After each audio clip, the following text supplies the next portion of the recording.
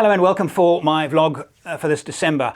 I start with the extraordinary media events surrounding the Jaguar brand and my take on that. Massive contradiction. I also talk about Ineos Grenadier. Of course, a lot of the hype has died down now, and it's proving to be a pretty good vehicle, and my thoughts on that now. And also, a vehicle that I drove in Mongolia. Really interesting vehicle. I enjoyed it immensely. That, of course, is the Toyota 4Runner.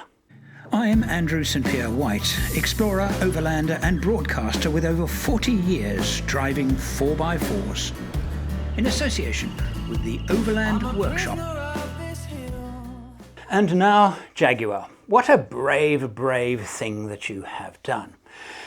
I have one question for you, Jaguar. Have you ever heard of Dylan Mulvaney and Budweiser? You remember that story? Well, is this the same thing is my question. Jaguar have presented themselves as a new, refreshed, rebooted car maker. They're going to make electric cars, but for whom? Now their message, imagery, is quite woke. Is that what you are going for? Your cars have always been associated with wealth and privilege, particularly British wealth and privilege. About as far away as the woke movement as it's possible to get. And by the way, there is nothing new about the idea of breaking the mold. This is an advert that I edited for a bank in 1984. The time has come to scrap your existing ideas about all financial institutions. Now you can come to one place for all your banking, saving, borrowing, and insurance services. So what are you saying, Jaguar? We want to bow and scrape to the new woke generation, and we also want to sell those people really expensive, exotic cars? Up to fairly recently, Jaguar made some of the world's most interesting cars. Even the Jaguar F-Type had something in the exhaust, many manufacturers do this, particularly sports cars, that give it a specific sound. You could actually change the exhaust note from the driving position. Now all electric. So you've basically also said, we're not interested in car heads, in gear heads, in car enthusiasts. You're not interested in car enthusiasts, you're interested in environmental enthusiasts. Because you're going to go all electric. Again, another conflict. Your style has always been on the catwalks. And what I mean by that is fashion designers around the world will always look at the top brands and the girls on the catwalks and base their ideas for their fashion on that. In the motoring world, it's companies like Jaguar, Maserati, the best of the European and Italian car makers. So who then is going to buy a Jaguar? Anybody? Would you buy a Jaguar? I love Jaguar. That's the end for me. Many of you know that I also teach filmmaking and storytelling. I've got a little clip at the end here that I want to show you that might interest you if you are interested in my storytelling and filmmaking. Are you ready to tell captivating stories? 12 years ago, I made a television show that has been shown in 6 countries. And I did not shoot it using this marvelous $10,000, actually more, piece of Sony cinema equipment. I used this. Have you completed film courses but feel little progress towards your storytelling ambitions? Then I invite you to join over 30,000 learners in 130 countries who have discovered the power of the storyteller within them. We spend far too much time talking about equipment. What gimbal is best? What's the sharpest lens? I hear young filmmakers bragging about the amount of footage they got with their latest drone. And my heart sinks. We're not footage collectors. We're storytellers.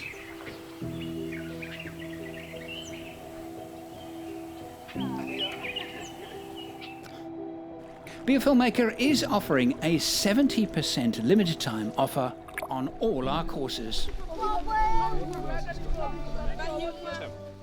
If I think about it, it's probably the most common mistakes that young filmmakers make is that they put music with their videos for the wrong reason and put the music that doesn't work, doesn't match the emotion. I'm constantly reminded that Angola was recently a country at war. But in the tranquil forest, nothing quite prepared me for this. Look how much better the perspective is when the drone, the camera, is at eye level. The eyes see it immediately. The part that's staying constant in the frame is the thing the eye will see, and that will be the shadow.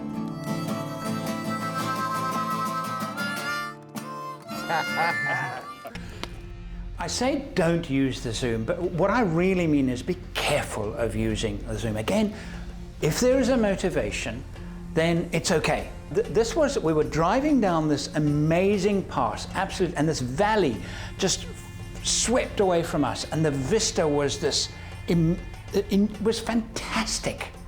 The emotion was, oh wow, look at, and I thought, I've got to create that. I've got to recreate that emotion.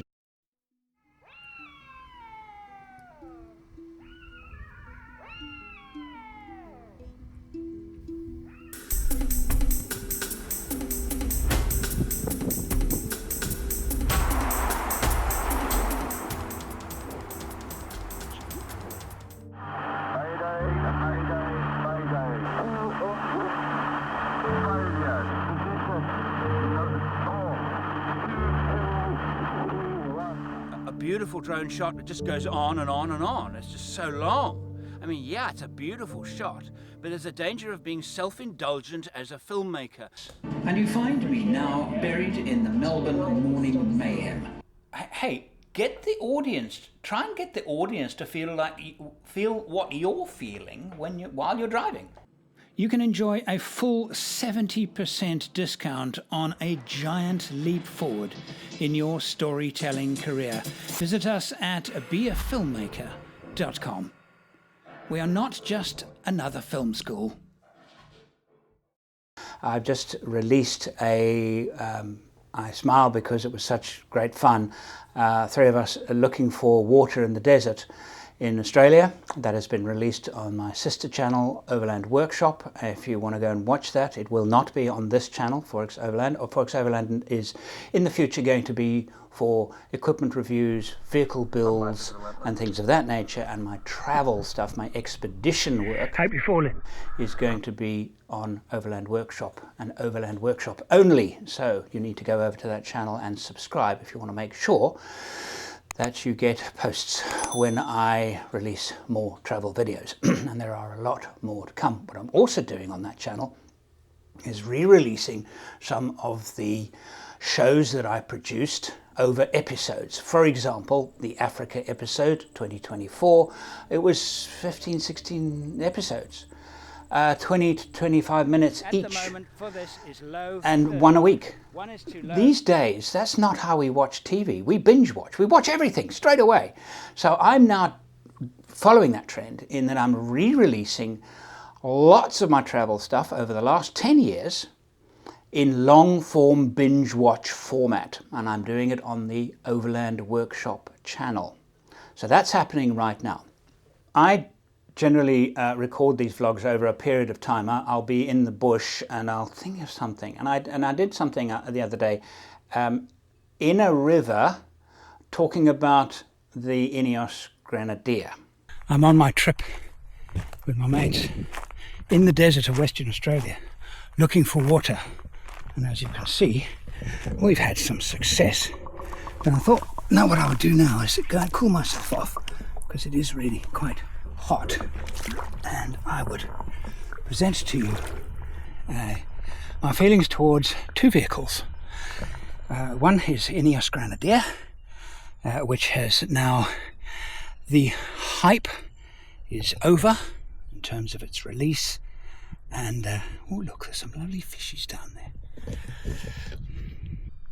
The Grenadier is, when I drove it, I was very impressed with it. I was impressed with the fact that it was so solid, it was well made. I like the idea that it has solid axles, and therefore, and the ladder frame chassis combined with solid axle meant that modifying it and adapting it would be easy, certainly far easier than monocoque designs and those that are not built that strongly.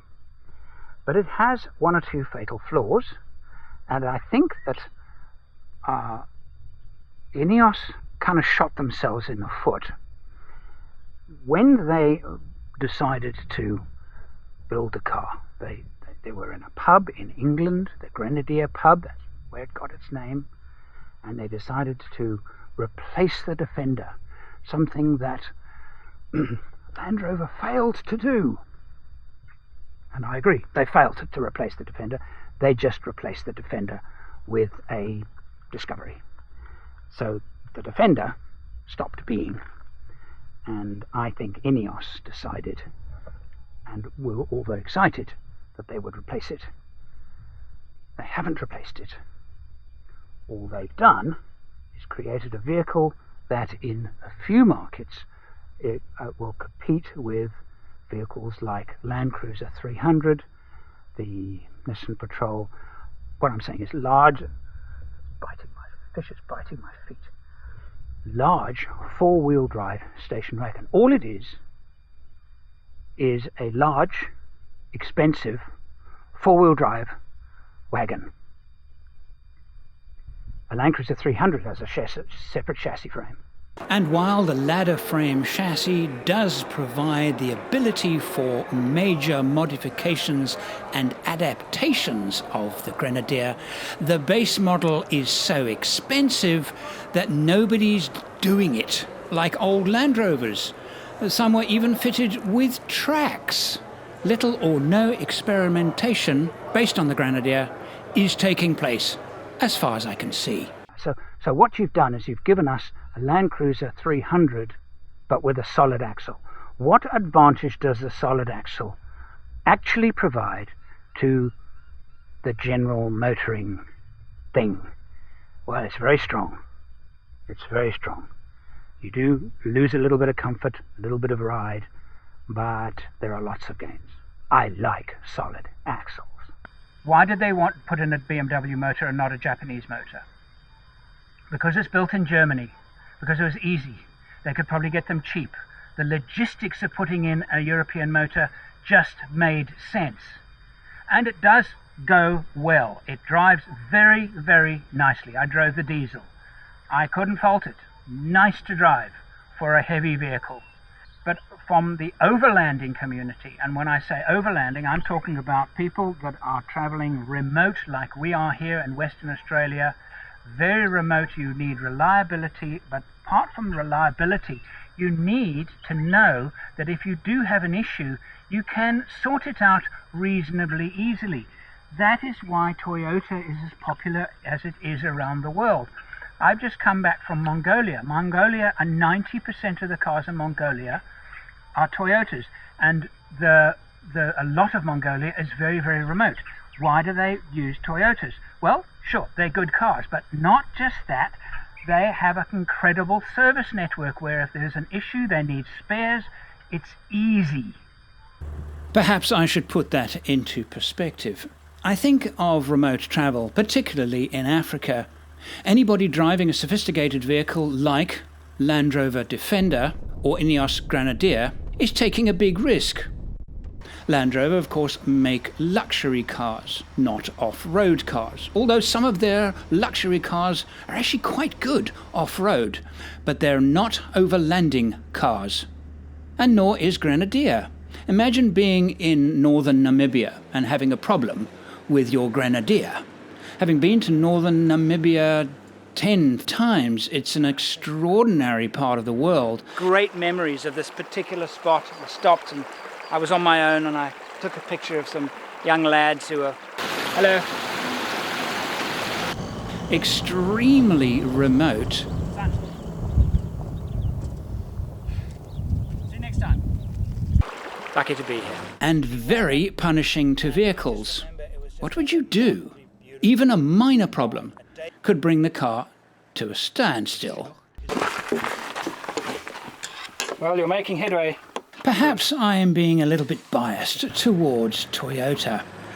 Ineos in South Africa are now offering guided tours. Bring your own Grenadier and we'll take you to some amazing places, including northern Namibia, which I would say is a wonderful opportunity. You'll be with like-minded enthusiasts, and I'm confident that the Grenadier will do well, because access to help will be moderately easy. Even a sophisticated Land Cruiser 300, or even the new troop carrier, which is far more sophisticated than it was just 5 years ago. All vehicles are becoming more and more sophisticated. It's an unavoidable truth. But with the exotic that the Ineos is, without support, overlanding in it in remote places is a high-risk venture. This is just my opinion, of course. You've made it too expensive, too complicated, and you've put a BMW engine in it. It's an exotic. Secondly, Land Rover Defender was never an exotic. That was what made it magical, because you could find them anywhere in the world. On the most difficult terrains, toughest places to get to, they were one of the great pioneers. Jeep and Land Rover were the great pioneers, swiftly followed by Toyota and Nissan, conquering remote areas. Overall, it's an impressive car. It's what I said in my review. It's an impressive car on its own. Mix it with a mission like we have done in Western Australia, there's a huge question mark. Extreme mission, it's no good. I wouldn't use it. Right, second part. Toyota 4Runner that I drove in Mongolia. Again, very impressive car. It drives like a Prado. It's very similar to the Prado. The underpinnings are very similar to Prado, independent front suspension. The one that I drove was set up by Miles Overland. It had a new spring set, a new shock set, built by people that, I mean, I went into their little workshop there. They build rally cars. It's another thing that they do. They build, Subaru and Toyota rally cars. They understand suspension. And as a result, the ride was excellent. It's a well-built car. I didn't study it closely enough to be able to do a proper review. The fuel consumption, it was the V6, is quite heavy. We're talking about 16 or so litres per 100 kilometres. Not actually very different from my old diesel V8 troop carrier. Very similar, actually. I'm getting much better with my 2.8 troopy. Well, about 2 litres per 100 kilometers different, but that's significant. I mean, that gives me a significant extra range that I didn't have before. The 4Runner is a good, solid car. So I know in the United States you guys sometimes feel that you don't get the best cars, you get a 4Runner. That's a good car. That's it for this week, folks. Thank you for watching. Remember, like and subscribe to both this channel, and if my travel shows appeal to you, hop over to Overland Workshop channel and subscribe there as well. Until next time.